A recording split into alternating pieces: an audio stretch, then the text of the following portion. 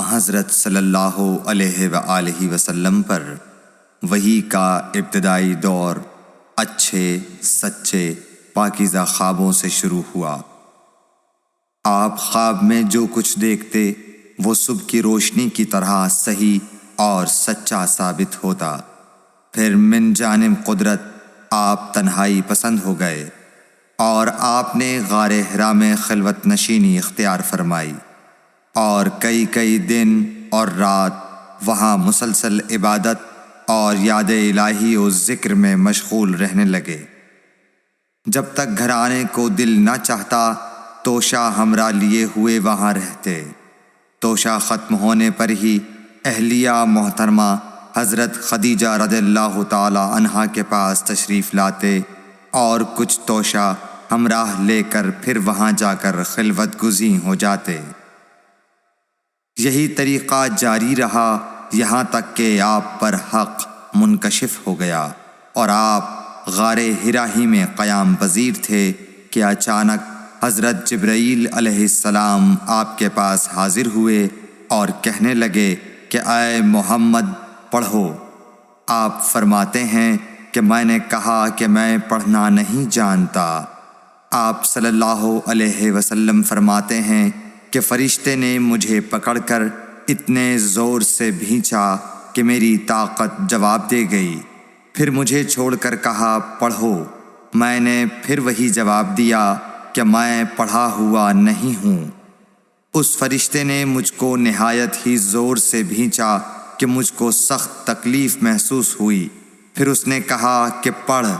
میں نے کہا میں پڑھا ہوا نہیں ہوں۔ فرشتے نے تیسری بار مجھ کو پکڑا اور تیسری مرتبہ پھر مجھ کو بھینچا۔ پھر مجھے چھوڑ دیا اور کہنے لگا کہ پڑھو اپنے رب کے نام کی مدد سے جس نے پیدا کیا اور انسان کو خون کی پھٹکی سے بنایا۔ پڑھو اور آپ کا رب بہت ہی مہربانیاں کرنے والا ہے۔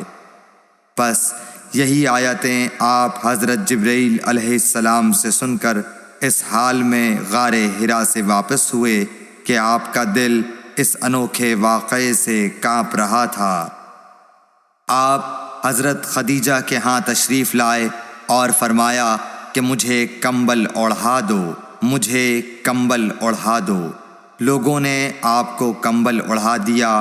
جب آپ کا ڈر جاتا رہا تو آپ نے اپنی زوجہ محترمہ حضرت خدیجہ رضی اللہ تعالی عنہا کو تفصیل کے ساتھ یہ واقعہ سنایا اور فرمانے لگے کہ مجھ کو اب اپنی جان کا خوف ہو گیا ہے۔ آپ کی اہلیہ محترمہ حضرت خدیجہ رضی اللہ تعالی عنہا نے آپ کی ڈھارس بندھائی اور کہا کہ آپ کا خیال صحیح نہیں ہے۔ اللہ کی قسم آپ کو اللہ کبھی رسوا نہیں کرے گا۔ آپ تو اخلاق فاضلہ کے مالک ہیں۔ آپ تو کنبہ پرور ہیں، بے کسوں کا بوجھ اپنے سر پر رکھتے ہیں، مفلسوں کے لیے آپ کماتے ہیں، مہمان نوازی میں آپ بے مثال ہیں اور مشکل وقت میں آپ امر حق کا ساتھ دیتے ہیں۔ ایسے اوصاف حسنہ والا انسان یوں بے وقت ذلت و خواری کی موت نہیں پا سکتا۔